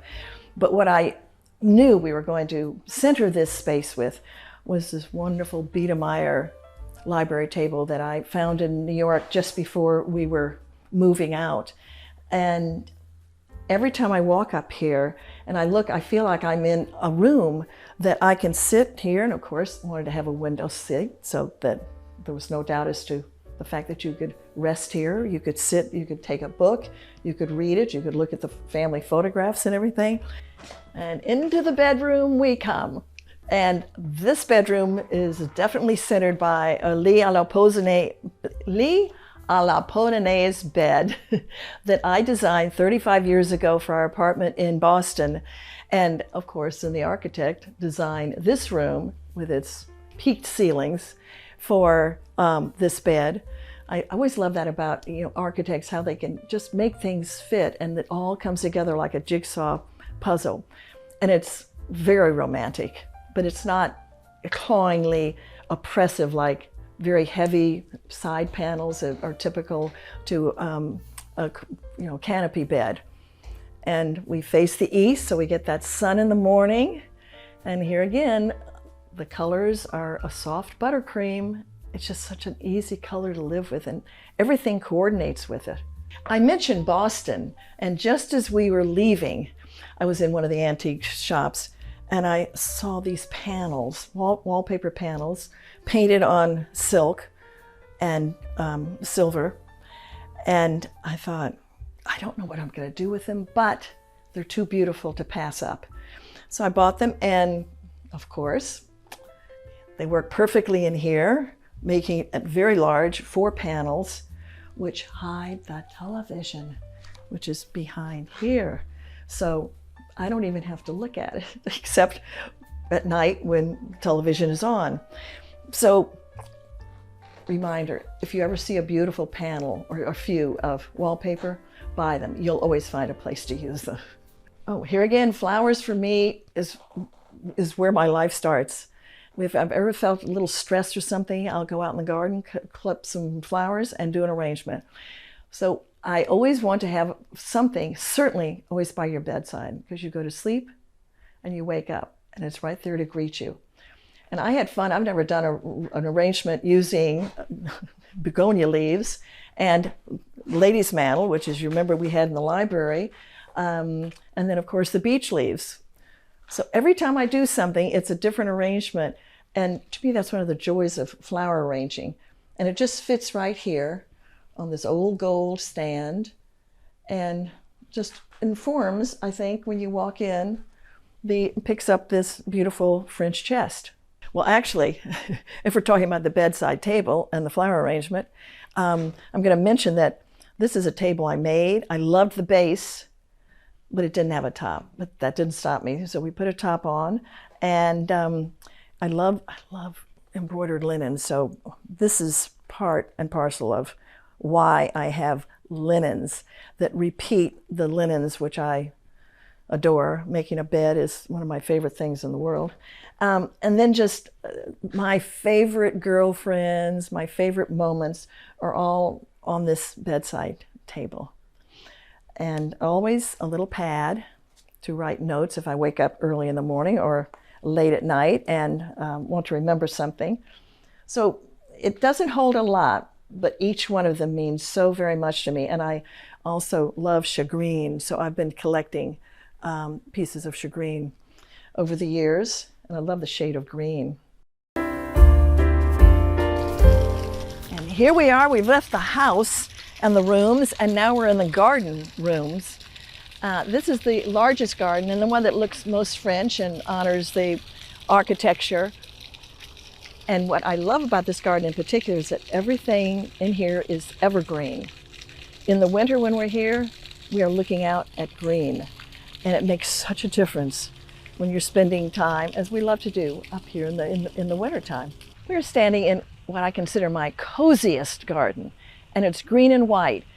When we were designing the house, and then of course I was designing the garden to go with it, I looked back on all the English gardens that I'd seen and loved, and the French ones, and there was one common denominator, and that was a green and white garden, whether it's Sissinghurst or whatever. And it is so easy and such a pleasure to plant and to cut from this garden. And then this wonderful surprise Christmas gift from my husband, the Christmas that we were breaking ground.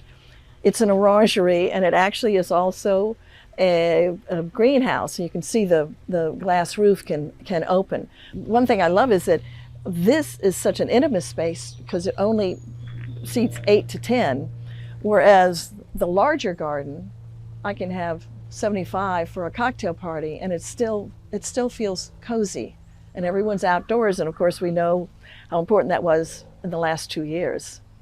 Well, here we are in the cutting garden, where you're going to really get a dose of color. Lots of roses. It's that time of year in Newport, and I saved these, and I didn't cut them for in the house because I knew you all would want to see them. This one, you'll get a big kick out of the name of this rose. Delish, D-E-E-L-I-S-H, Durandii clematis. Just started putting in our dahlias, which of course in August, September, and October are just glorious and really supply all of the color that we need for the house, because a lot of other flowers are not blooming in October. Roses, unfortunately, the deer have had their way with them.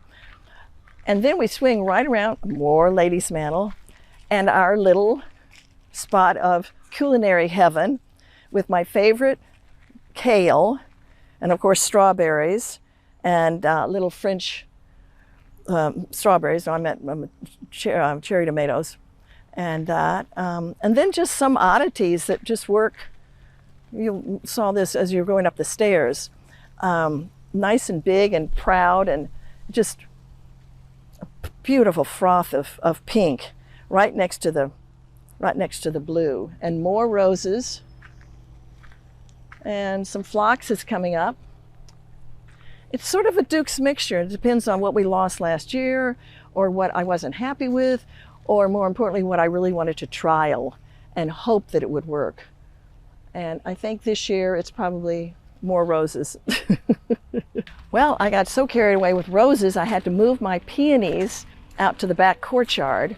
So they now have 2 very large beds here, which is a lovely happenstance because they are right across from the 82-foot rose chain that is going by a little bit now because roses, they sort of go down in July and then come back in August and September.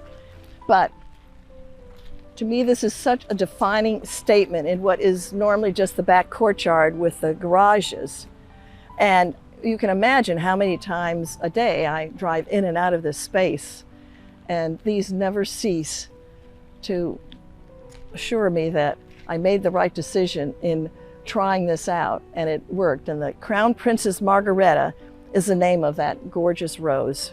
It's a David Austin. I have to say, truly, having lived here for almost 35 years, it is magical. And I'm always fascinated to see so many new people who come to town and they all feel the same way. There's no place like it in the world. And I know that sounds like a big, bold statement, but it is true. The trees, the architecture, the water, the breezes, and of course, so many people forget we're on an island. So that makes it even more special. And I couldn't be happier here. We even stay here in the winter. I love it in the winter. The snow falling on all the topiaries and the green hedges that we've designed for the garden just give you a totally different feeling about Newport and this property. Thanks for watching. For more Homeworthy content, be sure to like and subscribe.